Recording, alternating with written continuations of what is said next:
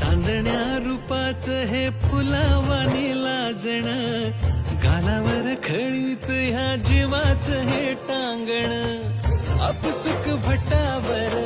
फुललं या गाणं, गुजबुज पाखरांची